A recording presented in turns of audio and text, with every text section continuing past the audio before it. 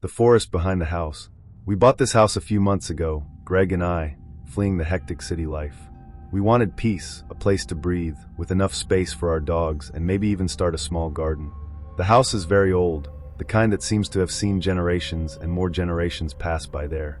It's on the outskirts of a small town, and one of the things we love most was the fact that there is a piece of forest in the back, practically all of ours. When we were introduced to the neighbors, almost everyone commented on strange things that they had heard about this area of the forest. Honestly, I thought it was small-town talk, those stories to scare the rookies, you know. Greg laughed, thinking it was pure superstition, but I admit that something there made me a little uncomfortable. I always had a certain anxiety with these things closed bush, and I think this fear was half latent after the comments. After a few weeks, I started to notice small mounds of earth near the edge of the forest, as if someone had dug in several different places. At first glance, I thought they were animal burrows, maybe an armadillo or something, but the regularity of these hills began to bother me. They appeared in different places, but always near the edge of the forest, never more than 3 or 4 meters inside. I commented with Greg, who did not give much attention, saying that it was a bug or something storm, that the land may have accumulated so with the rain, you know. But the strange thing is that it was not raining for days, and every time I passed by there seemed to have a new pile. Don't know, it was giving me a bad feeling, like there was someone there, hanging around, maybe trying to scare us or watch us, but Greg kept ignoring, thinking it was something in my head. One night, late, I was in the kitchen organizing things for the next day when I felt that strange impulse to look out of the window looking back, right towards the edge of the forest. It was when I saw something that made me cold.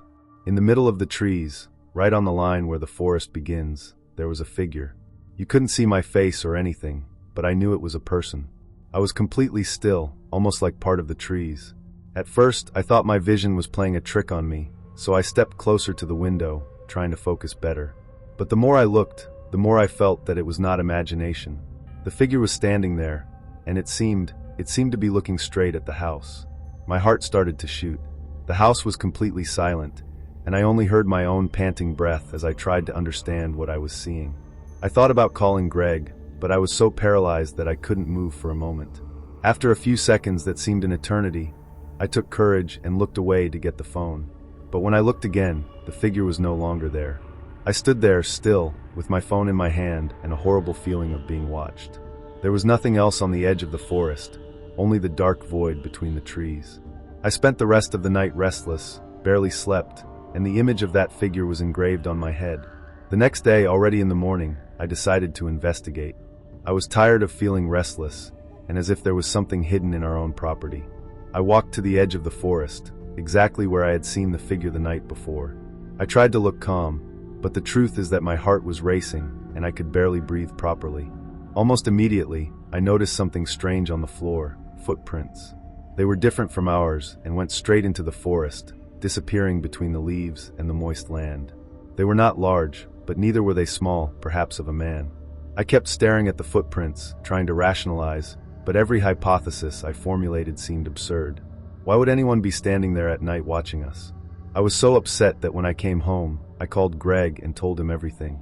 He still looked doubtful, but this time, seeing my face and the footprints I had found, he started to take it more seriously. We discussed what to do. My first reaction was to call the police, but, on second thought, what was I going to say? That I saw someone standing at the edge of the forest? That I found footprints? It looked silly, as if I was exaggerating. But what scared me the most was the feeling that it wouldn't stop there. What if this person was coming back every night? What if I was waiting for some reason that I couldn't understand? The house that used to look so quiet now seemed kind of invaded, you know?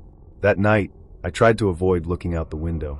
It was already getting dark, and every time I passed the kitchen, I felt a cold in my spine, as if there was someone again.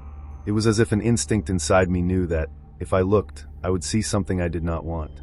Greg noticed my nervousness and stood around, trying to reassure me, but he didn't seem entirely comfortable. We decided that we would sleep with the windows closed and curtains pulled, which we normally did not do. However, sleep did not come easy. At the slightest noise, I held my breath and tried to hear better, always with the feeling that something or someone was out there waiting. Around midnight, I heard a sound that made me freeze. It was a low noise, almost like a rustling, coming from the direction of the trees. Greg was by my side, but he didn't seem to have noticed. I lay still, trying to convince myself that it was just the wind or some animal moving. But curiosity, or perhaps fear, spoke louder. I got up from the bed slowly, without making a sound, and went to the window of the room, intending to take a quick peek to relieve tension. When I opened a crack in the curtain, I felt my heart almost stop. There was the figure again, standing still, looking straight at the house. It was a suffocating feeling. Seeing that figure there, standing in the same place, made me wonder if all that was real, or if I was getting paranoid. I wanted to believe that it was just a coincidence, a shadow, or even a reflection, but the immobile posture, almost human, did not leave much room for interpretation. The figure was there again, with the same enigmatic and sinister countenance. I was paralyzed for a few moments, staring at it with a fear that I had never felt in my life. Each second seemed longer, and it was as if that being was aware that I was watching. My heart was beating so fast I could hardly hear anything else, and the air seemed to weigh around me, holding me. Greg must have noticed my absence, because suddenly he appeared next to me, and when he looked through the same crack in the curtain, he pulled me back quickly, as if he wanted to protect me from something. He finally saw what I was seeing. The expression on his face was a mixture of shock and disbelief, as if only now he really believed everything I had been saying. He hugged me and whispered that it was better not to make any sudden movements, nor turn on the lights. His instinct was to protect, but I could tell he was scared too. We stood there, leaning against the wall, in silence, waiting for that presence to go away. It was as if we both knew, without saying, that calling the police at that moment would not help. Who could understand this without thinking we were crazy? The figure remained standing there for a few minutes that seemed hours. I barely blinked, trying to catch any movement, any sign that would reveal who or what was there. And suddenly she moved. It was not a quick or abrupt move, but slow and calculated. It seemed as if he knew we were watching and wanted to make us nervous. She took a few steps back, still staring at us, and disappeared into the shadows of the trees. I wanted to believe that it was the end, that she would not return, but the feeling of threat remained, like a mark that does not go away. I can't explain, but it was as if that presence had left something behind, an energy that still hovered over the house, lurking even in its absence. After the figure disappeared into the darkness, Greg and I tried to relax, but it was impossible. He suggested that we go to bed, try to sleep and forget about it for a moment, but I knew it would be useless. My eyes fixed on the curtains, waiting for any sign that the figure could return. We lay down anyway, more to pretend normality than hope to rest. The outside noises intensified. This time, it was not just the rustling of the leaves. It was almost like steps, light and spaced, surrounding the house. Greg tried to rationalize, saying it was just the wind moving the dry leaves, but I knew he was as scared as I was. We were silent, waiting for that sense of danger to go away, but every second that passed, it seemed that something was watching us closely. At about 3 a.m, the silence was again installed, but it was a heavy silence, of those that seemed more like a pause before something worse. Even tired, I could not close my eyes. With each rustle, each snap, my body reacted as if it was on high alert. After a few minutes, I didn't hear any more unusual noises, but the fear was still there, stuck to me. I rose again, almost without noticing, and went to the window of the room. I looked through the crack of the curtain once more, feeling like an idiot for wanting to see something that I actually wish was not there. But the darkness of the forest seemed strangely quiet, as if it was hiding something. Stood there, trying to convince myself that the figure had really gone away, but the feeling of being watched was almost unbearable. It was then that I noticed a detail that had gone unnoticed until that moment. There were more hills of land at the edge of the forest, very close to each other. These mountains looked as if they had been recently reassembled, as if someone had passed by there a short time ago. The idea that this figure could have left these traces, digging there without apparent reason, made me even more disturbed. I felt a shiver rising up the spine as I wondered what he or she might be hiding or looking for. I went to the room and called Greg back to show, but when we got back to the window, I noticed that one of the mounds had moved slightly, as if someone had moved it while we were not looking. That was enough to make us lock all the doors and windows, as if it would prevent that stranger from coming back. The rest of the night was a long vigil. We tried to stay awake, but the tiredness began to weigh, and eventually I ended up dozing on the couch, still hearing the sound of branches and leaves around the house. As the sun began to rise, Greg and I looked at each other, exhausted and with the feeling that we had gone through something unreal. We went to the edge of the forest to check those hills of land once more, hoping to find some clue that would explain everything, some logical sign that would calm us. But what we saw only increased the discomfort. Now, besides the mountains of earth, there were footprints around them, fresh, as if someone had made a careful inspection at each of the points where the earth was turned. The footprints were not ours. They looked bigger, like someone wearing heavy boots, and went straight to the middle of the forest, disappearing among the denser trees. We stood there, watching, trying to understand what that meant. I felt a strange impulse to follow those marks, to know where they led, but at the same time, a voice inside me was screaming to move away and let it go. Greg seemed equally divided, but in the end he suggested we go home and swap it all over again. The feeling of insecurity was worse than ever, and somehow we knew that wasn't the kind of mystery we wanted to unravel. We decided not to comment on what we saw with anyone in the city. We didn't want to look like the paranoid neighbors who just arrived and already think they are being stalked. But since then, something in our routine has changed. We avoid looking at the forest after dark and keep the outside lights always on, hoping that this will discourage any unexpected visitor. Even during the day, when I walk around, I feel like I'm stepping into a territory that is not totally ours, as if we were sharing space with something or someone who prefers the anonymity of those trees. It is strange, but it seems that now the forest watches us, silent and attentive, as if waiting for the right time to reveal itself again. To this day, we never saw the figure again, and the mountains of land stopped appearing, but the feeling of restlessness remained. Sometimes when the wind blows stronger, I feel that familiar shiver, and I remember the still silhouette on the edge of the trees, of everything we saw and never could explain. Don't know what it was or what it wanted, but I do not doubt that it was a kind of warning, a reminder that maybe there are secrets that prefer to stay hidden. Every day, I am more convinced that there is something in those trees that does not need witnesses. And somehow, I feel that the safest thing is not to mess with it anymore. If it was someone or something, I sincerely hope that he has gone away for good, because I have not seen our house the same way since that night. The secret of the homesick, I don't even know where to start with what happened in that house. A friend of mine asked me to take care of the place while he traveled for a few days, and as the neighborhood seemed quiet, I thought it would be a good time to relax, stay alone a little, maybe watch some movies and get things up to date. When he handed me the keys, commented something vague about strange noises at night, but at the time I did not take it seriously. I thought it was just a joke or some kind of test to see if I would be afraid. Only that, as soon as I entered and started exploring the house, I felt a strange mood, as if there was someone or something with me. It was a feeling that I ignored, but shortly after, moving on the sofa, I found a diary tucked between the cushions. Apparently, he had been writing about some strange things that had happened there. I know it may sound crazy, but the things he described made me a little bit cold.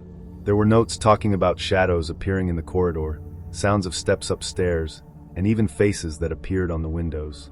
He wrote in a kind of frantic way, full of scratches and scribbles, as if he was really scared. But still, at the time, I thought it was just a joke. I thought he had left it on purpose to scare me. I even laughed alone, thinking it was just him trying to play a trick on me. Only that, the first night, things changed. Something happened that made me understand that maybe it was not just imagination. When night fell, I started hearing weird noises, the kind you can't ignore, you know. It started with a sound of claps, as if someone was walking up there. The house was old, so I tried to rationalize it, thinking it could be the floor, or even some animal outside. But the noises were closer, and you could hear steps clearly. It was as if someone walked slowly from one side to the other. At that moment, I remembered the notes in the diary, the descriptions of sounds, and it made me shiver from head to toe. I wanted to go up the stairs and see with my own eyes that there was nothing there, but a part of me hesitated, as if I knew I would not like what I could find. I stood in the middle of the room, trying to decide whether to ignore or face. I decided to do a quick sweep. I went up the stairs with my heart in my mouth, slowly taking my steps, trying to convince myself that there was nothing there. The upstairs was dark, and each shadow seemed to move with the minimum of light coming from the windows. I looked in all the rooms, and to my surprise they were empty. There was absolutely no one. I felt relieved for a second, but the silence at home seemed so dense that instead of calming me down, it made everything even more strange. As I was almost going down, I heard a noise coming from the corridor, the same corridor that I had just crossed. It was a light sound like a sigh or a breath. It was enough for me to run down the stairs. I went back to the couch and tried to pretend nothing happened. But inside me, I knew something was wrong there. I decided to ignore what I had just heard and tried to distract myself with the phone, put a song, and tried to remove the feeling that was being observed. But as much as I tried to distract myself, my eyes always ended up back in the corridor. It seemed that something pulled me to look in that direction, as if I knew that at any moment, something or someone could appear there. The worst is that the feeling of being watched only increased, as if that silence was not natural, as if he was holding something. After a while, I went back to the diary, reading the frantic notes about the shadows that appeared in the corridor. That's when a specific phrase made me freeze. They always stay in the hallway. They don't go away, they just watch. What was written there struck me in a way that I cannot explain. It was as if I had just received confirmation that something was indeed there with me. The notes described exactly what I was feeling at that moment, that uncomfortable presence, the low noises. And the idea that they would be watching made me stand up and lock the door of the room where I was, in an attempt to create some kind of barrier between me and what was there.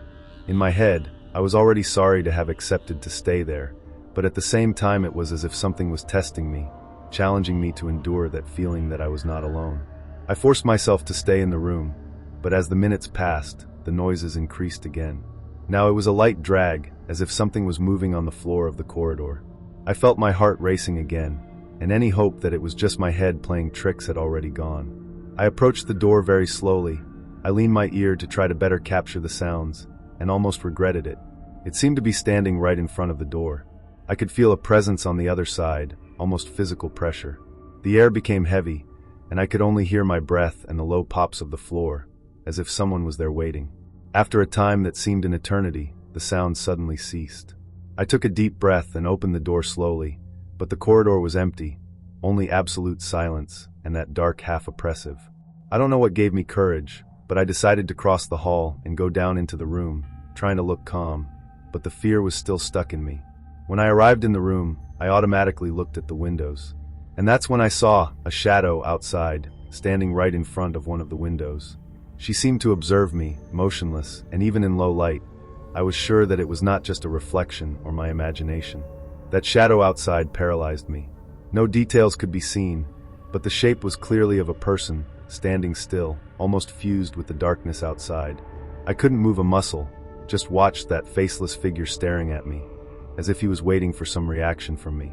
And the worst of all is that it did not look like a shadow that moved with the light or something, was too solid, too motionless. After a while, it simply disappeared, without making any sound. I still stood there, trying to understand if what I saw was real, and the silence that remained after seemed even heavier. My head tried to process, but nothing seemed to make sense. I tried to calm down and act rationally again, but as soon as I turned to get my phone, I felt a presence behind me, and this time it seemed like I was inside the house. It was such an intense feeling that I could almost feel a light breath in the back of my neck, cold and scary. I turned suddenly, but of course there was nothing there. The silence remained absolute, but that feeling of being observed was so strong that I knew I was not alone. Went to the couch, and my first reaction was to take the diary again, as if there were some answer there, something that could help me understand what was happening. In the middle of the panic, I opened the diary anyway, flipping through the pages and looking for something that explained it. I began to read passages that I had not noticed before, where my friend described exactly the same sensations I was having. He spoke of a presence standing behind him, of shadows appearing in the windows and disappearing without sound. The reading seemed to make everything even more real and terrifying, as if I was diving deeper and deeper into a situation from which there was no way out. At the end of a page, I found a quick note, almost an outburst. I wonder if they will ever leave, or stay here forever. That was the last straw. I knew I couldn't spend another night there. Took my things in a hurry, and left the house almost running. When I was in the car, I picked up the phone and sent a message to my friend, trying to explain what had happened. His answer took a long time, and when he arrived, it only increased the shiver I was already feeling. He wrote just, "You saw them too?" Since that day, I have never agreed to take care of that house, and my friend has never mentioned the matter again. To this day, I don't know what it was that I saw or felt, but I know it wasn't something in my head. And even with time, the fear of that night never completely left me. The unbranded door. I was never the type that gets scared easily, but the experience I had in this apartment changed my way of thinking a little. At the time, I was in my second year of college and trying to save as much as possible. It was there that I found this small apartment in the basement of an old house, in a very quiet area of the city. The rent was cheap and therefore perfect for me. The owner, Mr. Amaro, was a quiet man, always on his own. He must have been in his 50s, but he had that look of someone who has lived much longer. He did not talk much about the house, only made sure to stress the rules of the place when he handed me the key. I was never very comfortable with him. He had a mysterious way and, to be honest, gave me a certain shiver. But as it was accessible and I was desperate to find a corner of my own, I ignored any strange sensation. In the first few weeks, I started to notice something strange in the basement. It was a small door of wood well worn, with the paint chipped and without any marking. It had neither handle nor key, only a simple latch. I hadn't noticed her as soon as I moved in, but after I realized she was there, it was like she was calling my attention all the time. I asked Mr. Loved once what was behind the door, and he just told me in that low voice of his that it was an old warehouse and that I didn't need to worry. He said it in a kind of harsh tone, as if he wanted to end the matter at once, so I ended up leaving it. But whenever I passed near, that door seemed to come alive, as if there was something back there that I wanted to know of its existence. As time went on, I began to hear strange sounds coming from the bottom of the basement, especially at night when everything was quiet. It was low noises, like scratches, and sometimes it seemed that something heavy was being dragged. At first, I thought it was my head or some animal passing through the pipe, but the sound was too constant and always came from the same place, that damn door. I tried to convince myself that it was just the old house settling down, as they say, but every time I heard the scratches, my skin shuddered in a way I had never felt before. The feeling that there was something alive inside began to grow, and even when I tried to ignore it, my gaze always ended up going in that direction. There was a specific night that made me lose sleep for good. I was almost falling asleep when I heard a loud noise, as if something had fallen or been thrown against the wall behind the door. Sat in bed with my heart pounding, and stood there in the darkness, trying to hear better. The noise came back, this time lower, but it looked like someone trying to open the door from the inside, moving the latch. My body was paralyzed with fear, and I felt as if I was stuck in the middle of a nightmare. I knew there was something there, but I couldn't even move. I stood in that position, silent, almost holding my breath, waiting for the sound to stop. When finally everything was quiet, I felt an insane desire to go there and see with my own eyes. But at the same time, something inside me was screaming to stay away. The next morning, I decided that I could no longer ignore him. As soon as I heard Mr. Amaro left to work, went upstairs and knocked on the door, determined to question him about what was going on. When he opened the door, he seemed a little surprised and a little angry, as if he already knew what I was going to ask. I told him about the sounds, trying to be as objective as possible, but he just looked at me with that neutral and somewhat intimidating expression. When I finished, he gave a half smile that did not reach the eyes and told me, once again, that it was nothing for me to worry about. I asked, without blunting, what was in that door and why I was hearing those strange noises. He just replied that it was old house stuff and I needed to get used to it. The way he said it, so cold, as if he wanted to end the conversation there, made me uncomfortable, but with no other option than to go back to my corner. Only that my curiosity only increased after this meeting. I spent the whole day with the feeling that Mr. Amaro was hiding something serious, and the mystery of the door only became more disturbing. When I got to the basement, the door looked somehow different, more marked, as if something had scratched the wood even more during the night. And I knew that I had no imagination. Every detail of the sounds, every shiver was etched in my memory. It was then that I decided that night, I would wait in silence, and if I heard something new, I would investigate on my own, even if I had to face what was there. When it was dark, I prepared myself. I turned off all the lights, lay down and waited, but without the slightest intention of sleeping. The silence in the basement seemed even heavier that night, as if the darkness itself was waiting for something. Time passed, and at 2 o'clock in the morning I heard the first sound, a long scratch dragged like nails against wood. My heart began to beat stronger, but I forced myself to stay still, just watching. The scratches continued, and this time it looked like they were coming from inside the door, as if something was trying to come out. The feeling was indescribable. It was as if a primitive panic was settling in me, but at the same time I knew I needed to see with my own eyes.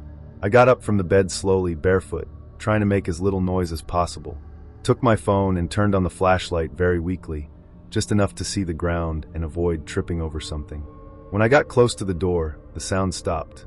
I was paralyzed, with the lantern pointed at the latch, and it was then that I saw something that made me shiver. New marks, scratches in the wood, as if something had tried to get out of there with force. At that moment, I felt a mixture of curiosity and a paralyzing fear.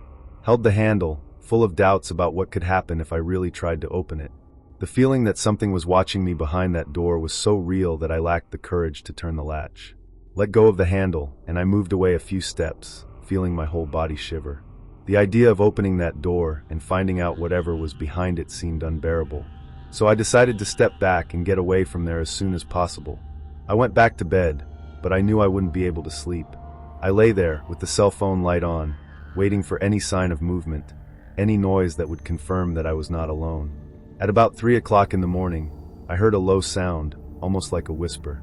It was impossible to distinguish whether it came from inside the room or from outside, but it was enough to make clear that something there wanted to be noticed. I tried to convince myself that I was delusional with so much fear, but the truth is that deep down I knew what I had heard was real. When the sun finally started to rise, I felt an almost immediate relief. The daylight seemed to drive away that presence that was around the basement.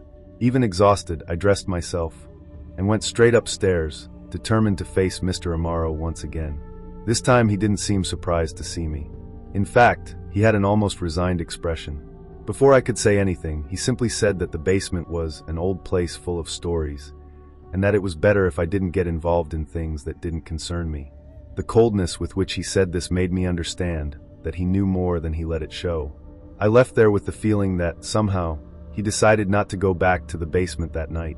I went to a friend's house and spent the night there, trying to forget about that place. But the image of the door, the marks on the wood, and that whisper haunted me even when I closed my eyes. My friend realized that I was different and asked what had happened, but I could not explain right. It seemed too crazy. However, sleeping out only strengthened my decision. I could not continue living in that basement with that constant feeling of being observed. The next morning, I came back determined to get my things and move. I entered the basement during the day, still afraid, but less intense than what I felt at night. While packing my things, the curiosity about the door did not leave me alone. It was as if a part of me needed to know what was there before I left. I looked around, making sure I was alone, and decided to take a last chance. I took a screwdriver and went to the door. I forced the lock a little, and the latch was easier than I expected. My heart was racing, and I hesitated for a second before pushing the door, which opened with a long creaking and scary. Behind her, all I saw was a small empty room, without furniture, only with the walls covered in scratches, as if someone or something had spent a lot of time there trying to get out. The sight of that empty room, with deep marks on the walls, left me completely unresponsive. The first thing I thought was, if those marks were there for a long time, how did Mr. Amaro never mention anything? I walked slowly, feeling the cold and damp ground under my feet, and each step seemed heavier. The air in there had a strange smell, like something closed for years. I ran my hand through one of the walls, and the scratches were so deep that it seemed impossible to have been made by human nails alone. A horrible feeling invaded me, as if I had just touched something that should never have been touched. At the same time, a chill took hold of me, and an instinct made me run out of that room. Closed the door as fast as possible, and without looking back, went up the stairs, took what was left of my things, and there I stayed. I left the key in Mr. Amaro's mailbox, and sent a message explaining that he would not stay at the apartment, without giving more details. He never answered. Do not know what happened in that basement or what caused those scratches, but I feel that I got rid of something dark when leaving from there. Since then, I try to avoid thinking about that place, but the memory still haunts me. It's as if a part of me knows that somehow that door still holds some secret that maybe it would be better never to have tried to open. The phantom beat. I had just been through a complicated divorce, so I needed a quiet place to start from scratch. I found this little house on the outskirts of a very quiet rural town, and it seemed the ideal place to forget everything. The house was simple, nothing more, a living room with an integrated kitchen and a back door that looked out onto an area full of trees. When I visited, that backyard with the forest in the background even gave me a good feeling of peace. In the first week, everything was normal. Actually, I felt more at peace than in the last few months. I took the opportunity to read, walk, and sleep early, things that, because of stress, I could not do for a long time. I felt that things were finally coming together, and that I was getting back in control of my life.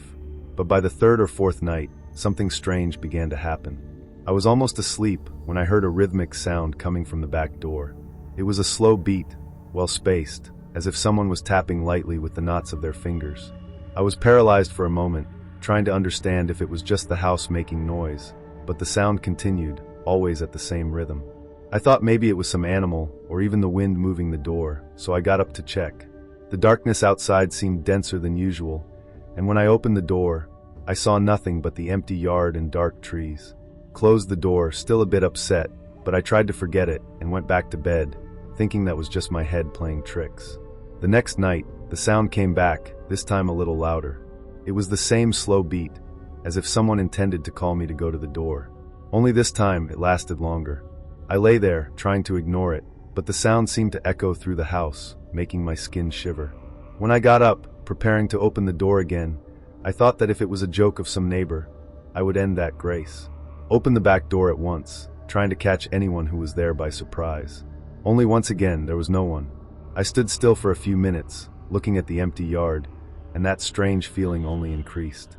I went back inside with the impression that I was being watched, but even looking around, I saw nothing. The next day, I discussed the beats with a colleague about the beats. He laughed and said it was probably some lost animal, or even the structure of the house that rankled with the cold of the night. I tried to convince myself that it was, but deep down, something didn't seem normal. I decided to wait one more night before making any decision, thinking it was something that would soon pass. But when the dawn came, the beat began again. This time, it seemed like the sound was coming even closer, as if trying to cross the door. And the strangest thing is that the rhythm of the beat was always the same, slow and continuous. I even thought about recording, but the fear of getting out of bed and going to the door kept me paralyzed, just waiting for the sound to stop by itself. The next night, curiosity got to me. I decided that instead of opening the door at once, I would wait near her and try to hear better. I sat in a chair in the corner of the kitchen, with the light off, and stood there, just waiting. It was past midnight when the sound started again, very gently. The beat was exactly like the other nights, rhythmic and paused, and the sound seemed to come from the wood of the door itself, as if something was playing softly, with the intention of calling me. Gradually, the sound was getting more intense, almost non-existent, but still keeping the same rhythm. That beat seemed mesmerizing, as if it had a purpose, and it made me more and more uncomfortable. It was then that something caught my attention. Just below the door, a discreet movement appeared at the base of the wood, as if a shadow was passing there, only inside, as if something or someone was moving behind the door. Instinct told me to leave, but curiosity held me to the ground. After a few seconds, I created courage and turned on the kitchen light, but at the exact moment when the light was lit, the sound stopped suddenly.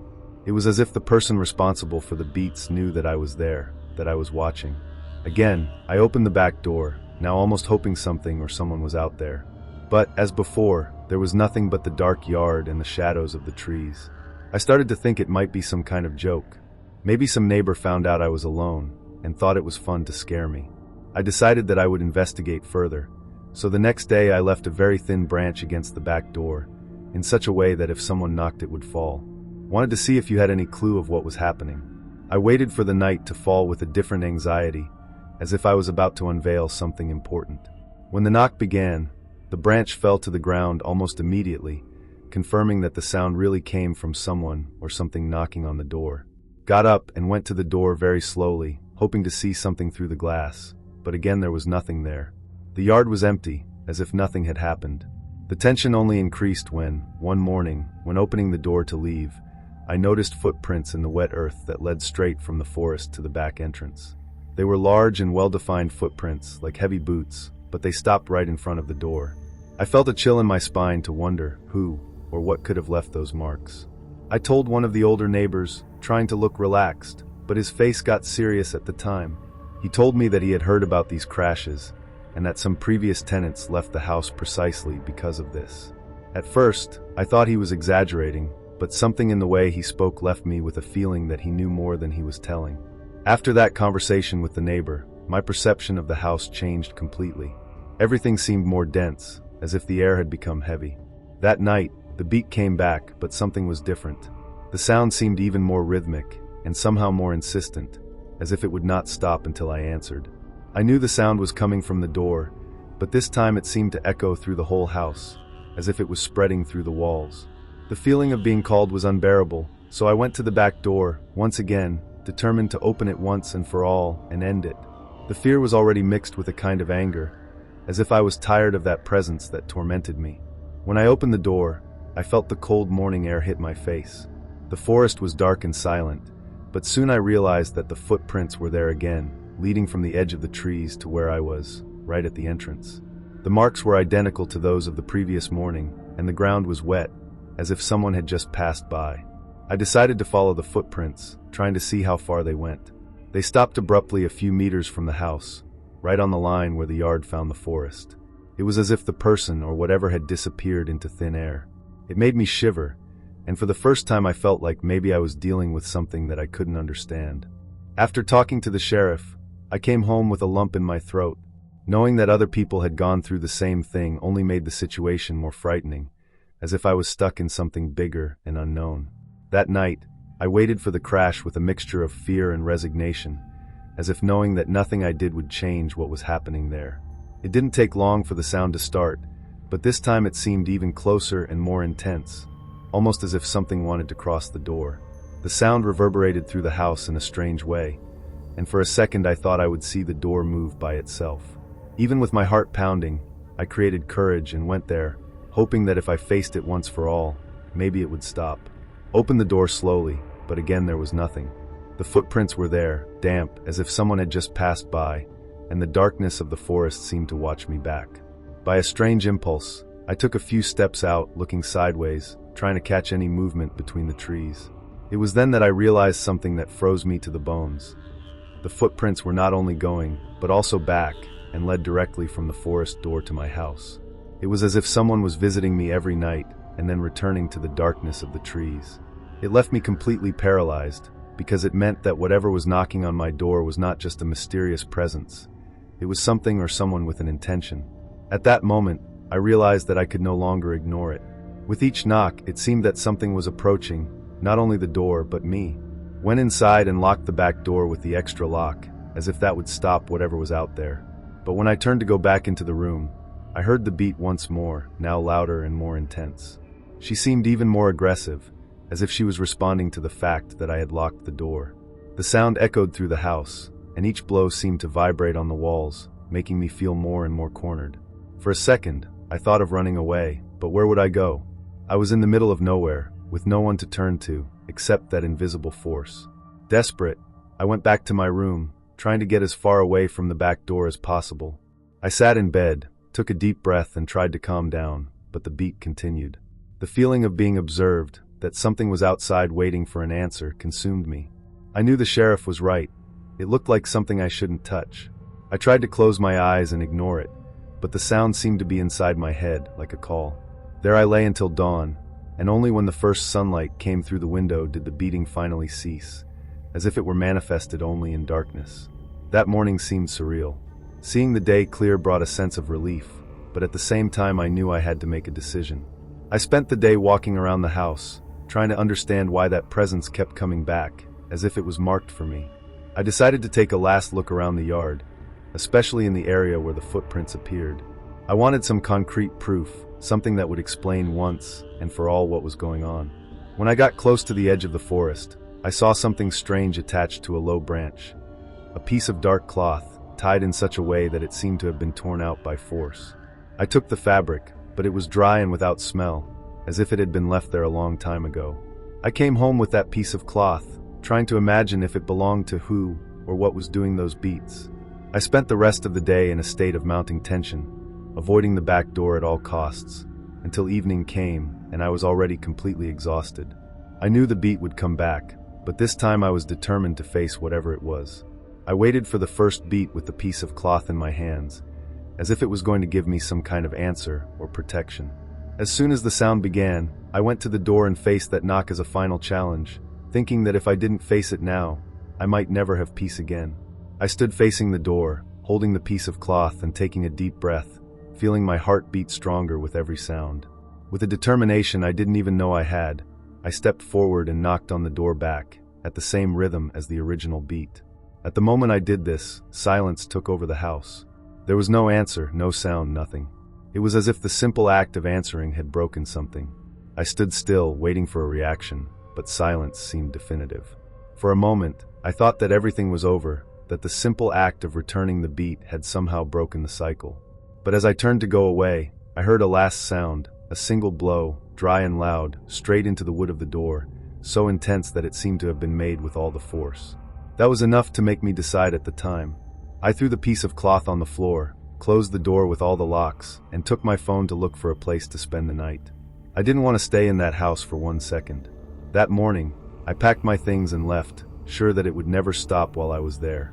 The next day, I contacted the owner and explained that I could not continue living in the house. He was not surprised. With a strange calm, he just said that he already imagined that this would happen and did not insist. To this day, I still wonder what caused those crashes, but I know I made the right decision when leaving. Even after moving, that sound never left my mind. The rhythm, the strength, the insistence is something that even today makes me shudder just to remember. For a while, I even avoided telling this story to other people, thinking that no one would believe it. But what happened in that house was too real to be just the fruit of my imagination. From time to time, I catch myself thinking about it, in the forest, in the footprints, in the way the beats seem to respond to me. I know there are things we will never be able to explain, and maybe this experience was one of them. But since I left there, my life has returned to normal, and I never heard those beats again. I just hope that whoever is living in that house now can ignore what I was not able to bear. The replacement key. I am a very careful person with my belongings and always have the habit of checking everything before leaving home. I think it's coming from living alone for so long. We end up developing some ways to feel safe. It was a day like any other. After a long shift, I came home exhausted and just wanted to take a shower and relax. When I approached the door, I noticed something strange. It was unlocked. At the time, I thought it was strange because I was sure that I had locked before leaving. But you know how it is. In the rush of day to day, we end up questioning. I thought maybe you forgot on the impulse, as rare as that was for me. I went in, checked if everything was in order, and it seemed that nothing had been moved. Then, I ignored the trouble and followed my night, trying to forget it. A few days later, it happened again. I came home, and there was the unlocked door. This time, I felt strangely disturbed. I had recently changed the lock and knew it was working perfectly. Again, I tried to convince myself that it was just a slip of mine, that maybe I had let the key spin less than necessary, or something like that. But the annoyance was more intense. I entered the apartment slowly, looked around more carefully, as if I was hoping to find something out of place. Nothing seemed different, but a sense of invasion settled in me. I felt as if someone had been there, even without seeing anything visibly changed. That night, I lay down with a heavy feeling, trying to understand if it was just paranoia or if I really had reason to worry. The situation started to become more bizarre in the following week. One night, I came back from work, and before I even went in, I noticed something that really made me uncomfortable. My spare key, which I used to keep at the bottom of a drawer near the door, was in the middle of the room table. I remember clearly that the key should be in the drawer, and no one but me knew of its existence or its exact place. At that moment, a shiver ran through my body. Who would have moved there? And more importantly, how could someone have entered without me noticing? My heart went wild as I tried to rationalize. Had I taken the key myself and forgotten? But being so meticulous with my things, it seemed unlikely. I decided to take action, even if it was just to calm my head. I changed all the locks of the apartment the next day. The feeling of security was short-lived. A week later, I arrived home and realized that some of my objects were out of place. My clothes, which I had folded and left on the chair, were now piled up in bed. A book that I used to leave on the coffee table was open on another page, and my hairbrush, which I always leave in the bathroom, was in the kitchen sink. With every new detail I noticed, my paranoia only increased. Was someone playing with me?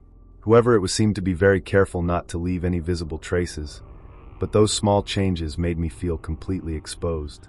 The idea that someone had a spare key and would enter my apartment while I was away started to hammer in my head, and panic took hold of me. That incident with the camera made me completely panic. The feeling that someone was playing with me, always watching me, and even manipulating the smallest details of my life, became unbearable. I decided not to tell anyone, because I knew that most people thought it was my head. I started to avoid leaving the house, and when I needed to leave, I would catch myself looking back at every step, fearing to find someone lurking. One night, after a long day out, I went into the house and noticed that the light in the hallway was on. I always left all the lights off, and that simple detail made my stomach turn. I knew that I was outnumbered, and that every attempt I made to control, whoever it was, could make me even more confused. I began to wonder what that intruder really wanted. Until then, he had not taken anything of value, just moved things around, leaving small traces that he had been there. It seemed more a psychological game, a way to gradually destabilize me. The idea that someone might just be having fun watching me lose control was enough to make me wonder if I could still live in that apartment. The drop of water was when, opening the kitchen drawer to get a glass, I found a sheet of paper that was not mine. In it, it was written by hand, with an unknown letter. The right key always finds its way. Those words seemed to confirm everything I feared and made me feel a dread that I had never felt before. After finding that note, my survival instinct spoke louder. No more cameras or attempts to solve it alone. I needed help. The next morning, I went to the building administration and explained that I was facing security problems and suspected a break-in. They heard my report, but as I saw it, they did not take me very seriously.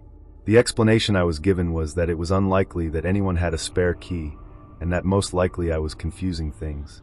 It made me angry. I went home even more suspicious, with the feeling that I was completely alone in this situation.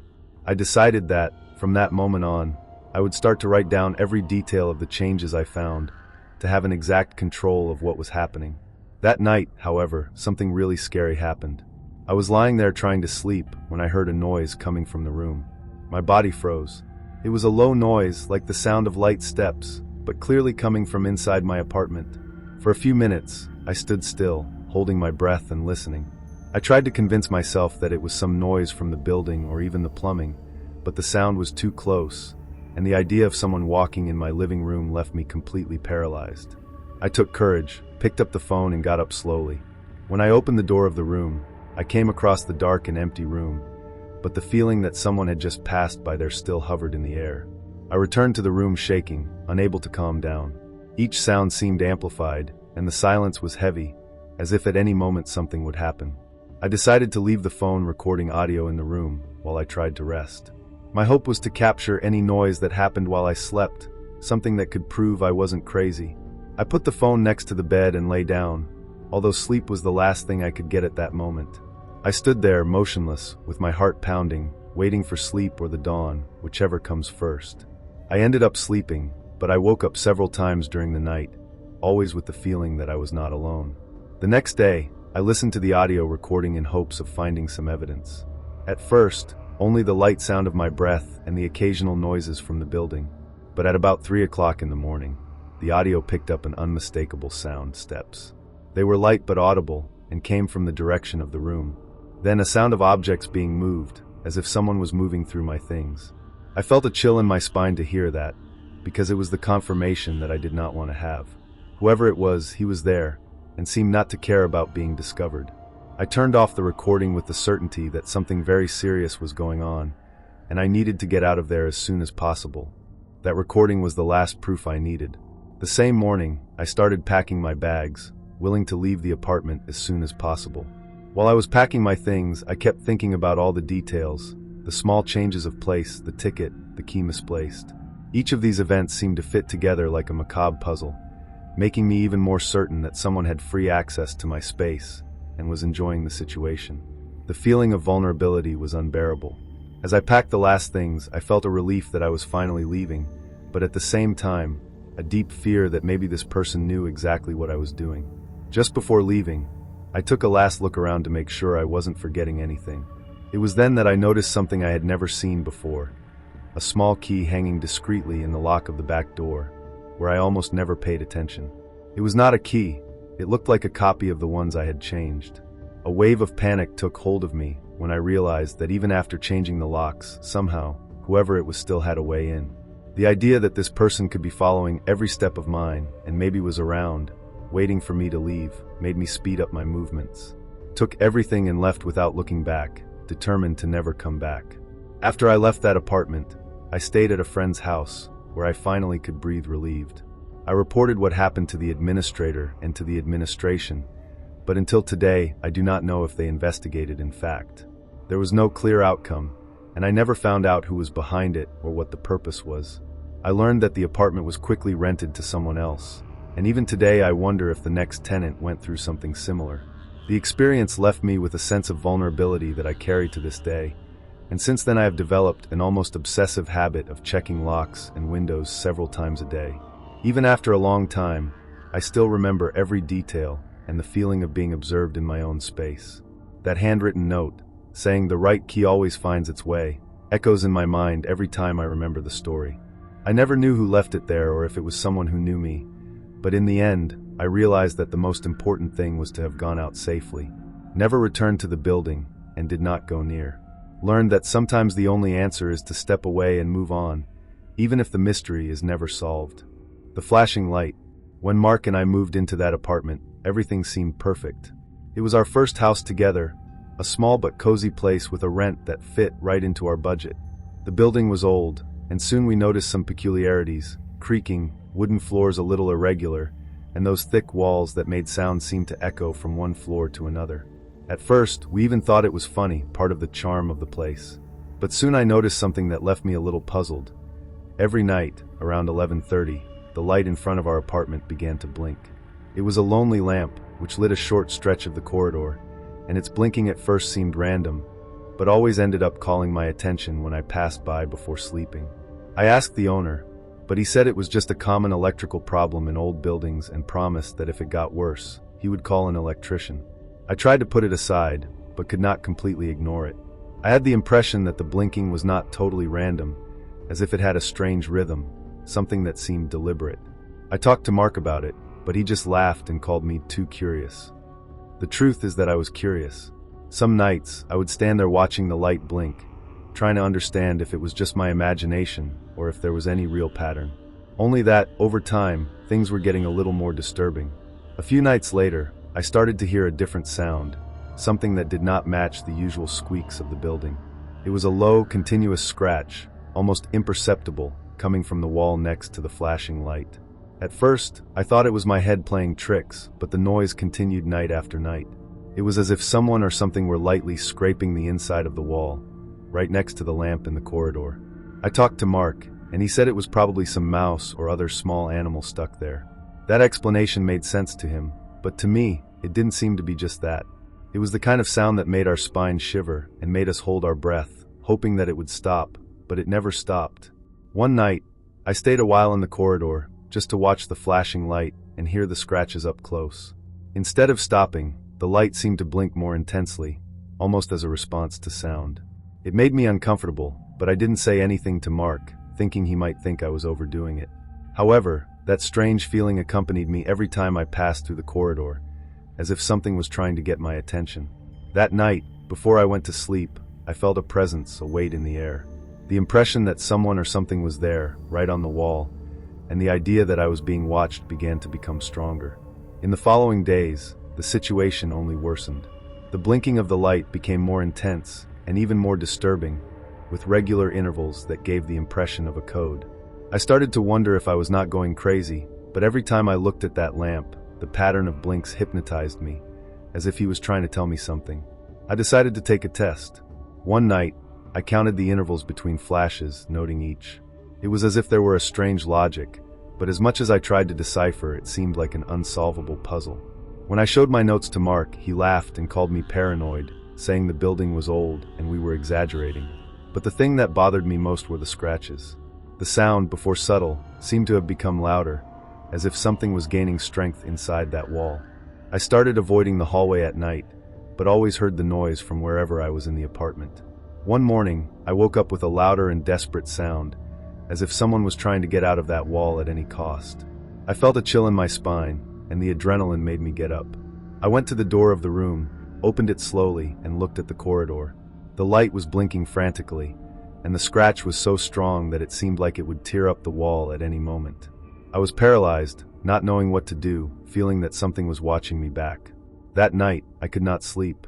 I lay there, staring at the ceiling, trying to convince myself that it was all an electrical problem and a possible rat on the walls. But deep down, I knew it was more than that. The light in the hallway seemed to be sending a message, and the scratches left me with the feeling that something was trying to get out from inside the walls. The next morning, I decided to confront the owner again. I told him about the flashing pattern and the scratching sounds. He looked at me with an expression that mixed unbelief and impatience, repeating that the building was old and that these things happened. He suggested that maybe it was time to call an electrician and someone to sweep the place. But none of this seemed enough to explain what was happening. Without much choice, I called an electrician on my own. He spent some time in the corridor, inspecting the wiring and the lamp, but found nothing out of the ordinary. According to him, the energy oscillation was common in old buildings, and the lamp only reacted to it. That explanation did not reassure me at all. When the electrician left, I stood in the hall, alone, looking at the light bulb blinking softly.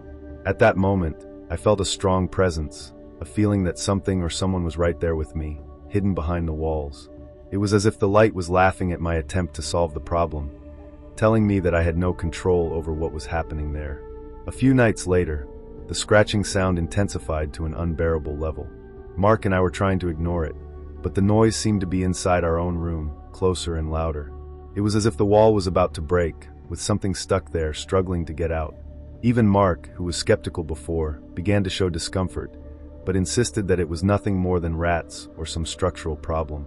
I, on the other hand, felt that there was a presence, something intangible but real, watching me. The flashing light had a rhythm so disturbing that it was impossible not to look. It was almost hypnotic, and somehow I felt that whatever was there behind the walls knew I was watching. That morning, I woke up with a louder sound than ever, an almost clattering noise coming from the wall of the corridor. The sound echoed through the whole house, and I had to get up. I took a deep breath and walked down the hall, trying to muster courage. The light blinked faster than ever, and the scratches were now accompanied by a sound that sounded like a low voice, almost a whisper, as if someone was calling for help from the other side. I approached the wall, trying to hear, but a wave of fear took hold of me. Suddenly I felt a shiver, and in the reflection I stepped back. The feeling that something was trying to break through that wall was so intense that I could barely move, as if I was stuck between fear and curiosity. After that night, I knew I needed to understand what was really going on. I decided to investigate more about the building and who lived there before us. I found out that the apartment we were in was one of the oldest, and that, many years ago, the floor where our corridor was had been renovated after a mysterious accident. The information was vague, and the neighbors avoid talking too much, as if they want to forget the past of the place. I told Mark, but he was still reluctant to give it importance. For him, all of this was just coincidences added to my imagination. But I knew something else was happening, something that was out of logical control. In a last attempt to make sense of it, I left my phone taped near the lamp that night. Wondered if the sounds and lights had a more specific pattern, or if there was something that could explain the situation. The next morning, when I was reviewing the audio, I got cold. After a few minutes of silence and the usual sounds of scratching, a whispered voice clearly appeared on the recording. It was weak, but I could hear the words, "Help me," clearly. My heart shot, and I felt a fear that I had never felt before. That was not a thing of my head, nor an electrical problem or rats. It was something or someone stuck there, desperately trying to communicate, and now I knew that it was aware of me. After listening to that recording, I was completely terrified. I spent the whole day with that phrase echoing in my head, "Help me." Every time I thought about it, it seemed that fear was becoming a presence around me, as if something was constantly watching me, waiting for me to do something. I told Mark about the recording, but he seemed more scared of my reaction than what he heard. "It's got to be a glitch, maybe some audio interference," he said, trying to calm me down. But for me, that wasn't just a sound. It was a real plea, a voice coming from somewhere beyond the walls. The idea that I was being called to help someone stuck in such an incomprehensible place was overwhelming. That night, I decided to face it one last time. I put my phone in the hallway and recorded everything. The light began to flash, and the scratches started again, but this time they were higher, almost desperate. The sound was closer and insistent, and I felt an uncontrollable urge to hit the wall back, as if I were answering the call. I touched the cold surface, and a strange sensation ran through my arm. It was as if, at that moment, I was connected to something or someone on the other side. The scratch stopped suddenly, and for a moment everything was in absolute silence. But then a last frantic flicker of the light made me back off, as if something was about to reveal itself. That morning, Mark and I decided it was enough. After what happened, the invisible presence seemed more real than ever, and the air in the apartment was so heavy that it was almost suffocating. We started to pack our things without talking to each other, feeling the urgency of leaving. The light in the corridor blinked, but now I avoid looking. Even when we packed our belongings, that feeling of being observed never disappeared. Before I left, I looked one last time at the wall near the lamp where it all began, and an inexplicable feeling of sadness and fear seized me. It was as if I were leaving something or someone behind, something that may never find peace. When we finally left the building and locked the door of the apartment, I felt an immediate relief, as if he had escaped from a place that wanted to arrest us. I never returned to that building, and the owner did not even question our sudden departure. Since then, I try not to think much about the experience, but still hear in dreams the sound of that voice whispering for help and the flickering of this disturbing light. As much as I try to move on, I can't help but wonder what or who was there, trapped behind those walls. The only thing I know is that I never felt safe in old places with dark corridors and flashing lights. The neighbor's basement. I recently bought my house, and one of my first neighbors to introduce himself was Mr. Fisher, a nice old man who lives next door. He was one of those quiet neighbors who seemed to be always at home and take care of everything with great zeal. His house was old but well maintained, and he always gave me good morning or good afternoon when we crossed paths. We talked about trivial things, the weather, the neighborhood, and how it was to live there. I found Mr. Fisher a nice company, and I was happy to have someone trusted so close, especially being new in the neighborhood. But after a while, I noticed something a little strange. Every time I passed near the vent in his basement, I smelled something different. It was not a bad smell, but it was strong and annoying, like a mixture of chemicals with something more indefinable. At first, I ignored it, imagining that he kept cleaning products or something old in the basement. But the smell continued, and over time, it seemed to get stronger. One night, coming back from work, I passed by his house and heard a muffled sound coming from the basement.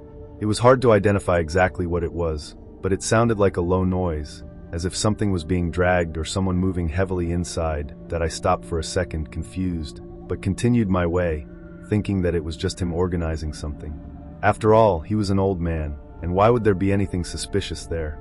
However much I tried to ignore it, my curiosity began to grow, and suspicion started to take hold of my head. A few days later, while we were casually talking, I could not help it and asked Mr. Fisher about the strong smell coming from the basement. I was careful, trying to sound as carefree as possible, saying something like maybe it's some strong cleaning product or something that I should avoid passing near. He smiled lightly and gave a small laugh, saying that the smell was something he needed to keep things contained. At the time, I did not give so much importance, but after I returned home, those words began to hammer in my head. What did he mean by keeping things contained? His casual tone seemed to hide something he didn't want me to know. I kept wondering if I was not exaggerating, but the smell and sounds that I heard from time to time did not leave my mind. On a sleepless night, I caught myself listening to the sounds of the house next door. It was late, and the neighborhood was in complete silence. That was when I heard a noise again coming from Mr. Fisher's basement, but this time the sound seemed louder and clearer. It seemed desperate, as if something or someone was trying to get out of there. My heart began to beat faster, and the adrenaline left me alert. I went to the window, hoping to see something outside, but it was all dark. The noise stopped as suddenly as it began, leaving a heavy silence in the air. That silence made me even more restless. I stood there, looking at his house, with the feeling that something was very wrong, but still no courage to confront him directly. The next morning, I couldn't get that weird feeling out of my head. It seemed that sound was stuck in my memory, echoing like an unanswered question. When I went to get the newspaper at the entrance, I saw Mr. Fisher going out into the yard, and he waved at me as if nothing was out of the ordinary. I watched him for a while, trying to see if he showed any sign that something was wrong, but he acted the same quiet as always, without any trace of discomfort. I had to swallow my curiosity and controlled myself not to ask anything. But as the day went on, the need to understand what was happening only increased. Something told me that the quiet man and the sound coming from the basement hid something. I decided that if I heard any noise again, I would not let it go. At night, I forced myself to stay awake, waiting for some signal, some noise. At about 11, when most of the lights in the neighborhood were already out, I heard again the muffled sound, but this time it seemed closer, as if echoed through his whole house. Went out to the yard slowly, trying not to make noise, and came close to the vent of the basement. The strong smell was more intense, and the sound continued, like a low and constant groan. My heart was racing, and for a second I thought about calling the police. But at the same time, the fear of being overdoing or misinterpreting the situation prevented me from doing anything. The only thing I could do was to come home and lock all the doors, still with that sound recorded in my mind. After that night, Mr. Fisher started acting a little differently.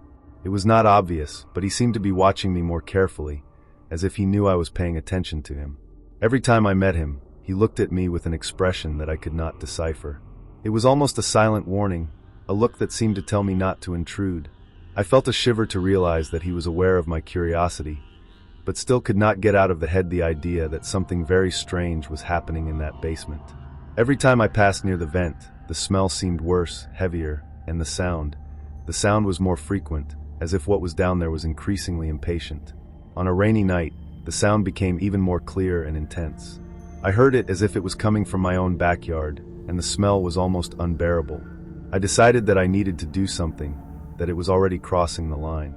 I took a flashlight and went out to the vent, preparing to confront whatever was causing that discomfort. As I approached, I noticed that the vent was slightly open, as if it had been moved recently. Slowly I leaned down, trying to hear more clearly. The sound was sharper than ever, a low, husky, almost human, but distorted groan. I felt a growing dread, but at the same time a desperate need to find out what it was. And at that moment, I heard footsteps coming from inside the basement, as if someone knew I was there. I got up quickly and backed away, trying to understand what was happening. The dread took hold of me, and for a second I felt I needed to get out of there immediately. But before I could take a step away, the back door of Mr. Fisher opened up, and he came out standing at the entrance with the most serious expression I have ever seen. He said nothing, he just watched me in silence. The heavy rain fell among us, and the muffled sound of groaning came from the vent behind me. It was a bizarre scene, as if time had stopped for a few seconds. After a long moment, he spoke with a frightening calm. "You better not worry about what's down here, Alex." That phrase, said with an almost threatening tranquility, left me petrified. I wanted to ask what he meant by that, but the words didn't seem to come out. Mr. Fisher just stood there, watching me until I, almost without thinking, murmured some excuse and walked away. I came home still in shock, trying to understand what he really meant by that phrase. With each step away from his home, the sounds and smell were diminishing, but the feeling that I was leaving something terrible behind only increased. When I got home, I locked all the doors and windows, but I knew that wasn't enough to take away the strangeness of that night. I spent hours awake trying to drive away the fear, but Mr. Fisher's cold look and sound coming from the basement continued to echo in my mind. The next morning, Mr. Fisher was out there, acting as if nothing had happened. He greeted me with a gentle nod and a polite smile, as if what he said the night before had never come out of his mouth. His calm and friendly expression made me even more uneasy. That was not normal, it could not be. I began to avoid crossing him and started to leave the house only when I was sure that he was not around. But somehow, every time I looked away, he was there, with that look that seemed to be watching me more than necessary. My routine became a real nightmare. Every noise, every movement of it seemed to be loaded with a silent threat. Then one day when I came home, I noticed something different in the yard. A trail of dark marks, as if something had been dragged, led to the entrance of Mr. Fisher's basement.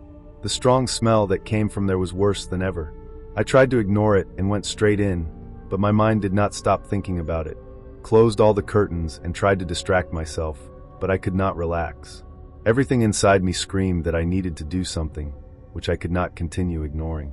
I tried to convince myself that I was exaggerating, that it should be something harmless, but the image of the marks and the strong smell insisted on coming back to my mind. I was beginning to think that my own home was no longer safe. It was then that, on a stormy night, the smell intensified in an unbearable way, to the point that I could feel inside my own house, even with the windows closed. The muffled sounds of the basement seemed to mix with the noise of rain and wind outside. My heart was racing, and the tension was unbearable. I went to the window to try to see what was happening, but the darkness and heavy rain made it impossible to see anything. Suddenly, I saw a dim light come on in Mr. Fisher's basement, dimly illuminating the vent. For the first time, I felt an uncontrollable urge to go there and confront him, find out what he was hiding there. I armed myself with courage, took a lantern, and went out of the house towards the vent, feeling the heavy rain soaking me. When I got close, I saw that the light of the basement was flickering, and the sound coming from inside was even louder, more intense. I leaned down beside the vent, trying to look inside, but could only see confused shadows moving. It was then that I heard footsteps behind me and turned quickly, with my heart in my throat. Mr. Fisher was standing there in the rain, staring at me with a stern look. He said nothing, but his silence was almost threatening. My instinct cried out for me to leave, and without thinking twice, I went home rushed, feeling that icy look follow each of my steps. After that night, any trace of normality in my life disappeared. Every time I went out into the backyard or crossed with Mr. Fisher felt that same heavy look, me watching with an almost sickening intensity. He stopped talking to me, but his silence seemed more threatening than any word. I'd get caught wondering what he was hiding in that basement, and what he really meant by keeping things contained. Each night became a real nightmare, with the smell and sounds coming from his house, increasingly intense, as if they were calling me back, provoking my curiosity and fear at the same time. I started to sleep badly, always alert, fearing what could happen at any time.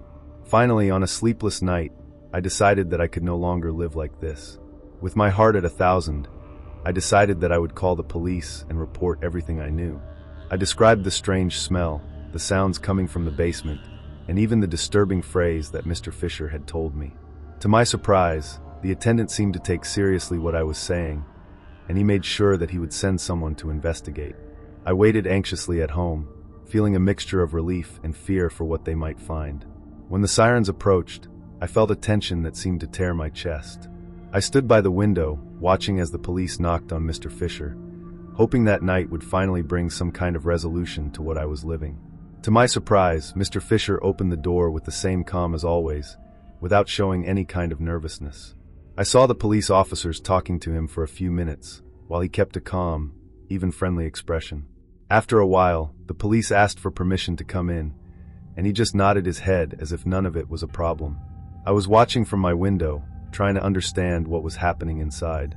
The minutes dragged on, and anxiety increased every second. Finally, after an eternity, I saw the police officers leave his house with undecipherable expressions. I tried to catch anything, any sign that they had found something, but the two seemed strangely indifferent. After the police officers left, Mr. Fisher looked straight at my window. That exchange of glances was quick, but loaded with an unbearable tension. For the first time, I felt a shiver that ran through my spine in an almost painful way, as if he knew exactly what I was trying to do and wanted to give me a warning. I closed the curtain and tried to calm down, but I could not sleep that night. The image of him looking at me like that was etched in my mind. I began to wonder if I had done the right thing by calling the police, if somehow I had awakened something that I should not have touched. Still, the feeling that something terrible was hidden in that basement did not leave me alone. In the days that followed, the tension between me and Mr. Fisher seemed more evident than ever. He no longer insisted on being friendly. Whenever we passed each other, he looked at me in an almost gloomy way, as if to make it clear that he knew I was behind the police visit. I avoided passing near the vent or the basement, but still the smell continued, strong and invasive, permeating the surrounding air. It was a constant reminder that something was wrong. As much as I tried to get back to my routine, it was impossible to ignore the feeling that at any moment something could happen. Even the noise coming from the basement seemed to have changed, becoming more irregular, as if something was more restless or even stronger. One night I was trying to distract myself with anything on television. The sound came back almost deafening. It was more intense, more urgent, and I felt unable to ignore it. Even with all the fear, something pulled me into the yard, as if I needed to see what was happening. When I got close to the vent, the smell was worse than ever, as if something was rotting there. As I approached, I heard not only the groans and scratches, but a low and continuous whisper, almost inaudible, as if someone was mumbling words that I could not understand. My whole body froze, and at that moment I knew I was facing something I could never explain. The calling of the dawn. After the divorce, moving to a new home with my son seemed like a chance to start over. The house was not big, but it had everything we needed, and the neighborhood was quiet with other children of his age playing in the streets. In the first few days, I felt relieved, slept better than ever, and thought things were finally fitting together. But then the strange calls started. At first, they were just calls without anyone on the other side, always at night, between 2 and 3 in the morning. As they were times when everything was quiet and dark, it was even more disturbing. I thought it could be a mistake or some silly trick, so I would hang up and go back to sleep. But it was hard not to feel that discomfort of being woken up in the middle of the morning, without reason. The calls began to repeat themselves every night, always at the same time, and even trying to ignore it, I started to be alert with each phone call. One night, I decided to answer and be silent to see if I heard anything, trying to figure out if it was really a hoax. That's when I noticed a breath on the other side of the line, soft, almost imperceptible, as if someone was waiting for my reaction. My heart began to beat faster, and a wave of nervousness took hold of me. I hung up the phone quickly, convincing myself that it was just someone trying to scare me. But that morning, after being clear for hours, I began to wonder who would call insistently every night, and worse still, how could he know so much about my routine? Over time, I started to ignore the phone at night, but still the calls made me anxious. I knew someone would call, and even if I tried to pretend not to care, every ring of the phone woke me up and kept me alert. One night, however, I could not ignore and answered. The silence lasted longer than usual, and suddenly a breath was heard, slow and deep. Soon after, a low and almost inaudible whisper said my son's name. It was as if the ground had disappeared from under me. Whoever was on the other side of the line knew exactly who I lived with. My head began to spin with possibilities, each more frightening than the other. Hung up the phone and ran to my son's room, only to see him sleeping peacefully, with no idea what was happening. That connection moved me in a way I could never explain. From that night on, I began to check all the locks before bed, checking the windows and doors as if I could keep away the fear with locks and padlocks. But soon I started to notice little things out of place. My son's toys appeared in places where he never played. Doors that I was sure to have locked were slightly open in the morning, and the feeling that something was wrong only increased. I knew that locking the house did not help much. Whoever was calling seemed to find a way to invade our space, even if subtly, as if he wanted to make me feel constantly watched.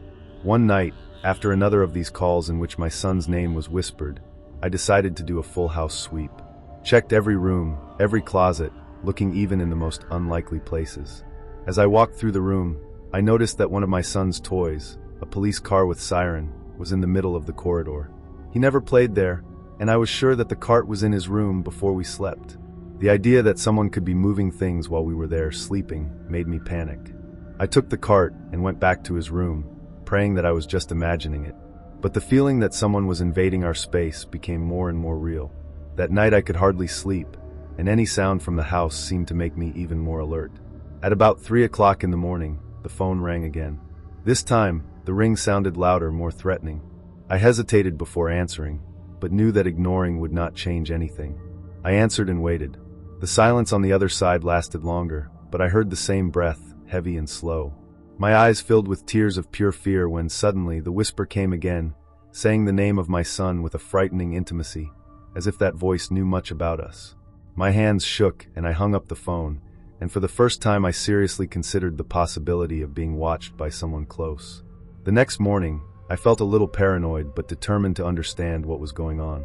I decided to talk to some neighbors to see if anyone else was getting strange calls or noticing something suspicious.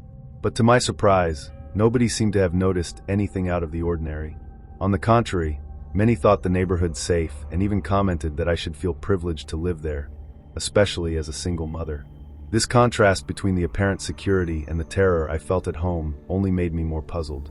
It was as if I was alone in that situation, unable to trust anyone, since everyone around me seemed to lead a normal life. I came home with an even greater sense of isolation.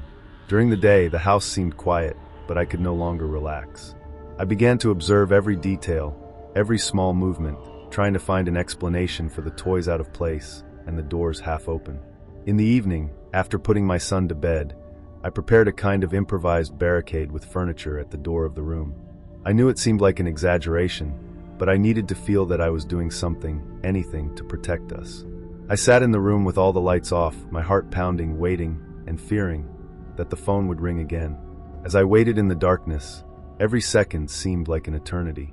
At about 3 in the morning, as on all previous nights, the phone rang. My heart almost came out of my mouth, but I answered, taking a deep breath and preparing for anything I could hear. As always, the line was silent, but this time I didn't hang up immediately. I waited, trying to hear any detail, something that gave me a clue. And then there it was, the same breath, slow and controlled. It seemed that the person on the other side knew I was afraid, as if he was waiting for the exact moment to speak. And then, for the first time, the whisper came with a different tone, more intense. "He is mine now." I was paralyzed, with my mind trying to process what I had just heard. "He's mine now." That was not just a threat. It was as if the person on the other side really believed he had some right over my son. A cold ran through my spine, and I turned off the phone with hands trembling wildly. I ran to his room, checking if everything was okay. There he was, sleeping peacefully, oblivious to the nightmare that I was living. But at that moment, I realized that I needed to do something concrete to ensure our safety. Fear had already taken hold of me, but I knew that if I stayed there, this feeling of terror would only increase. The next morning, I decided that I could not continue in doubt.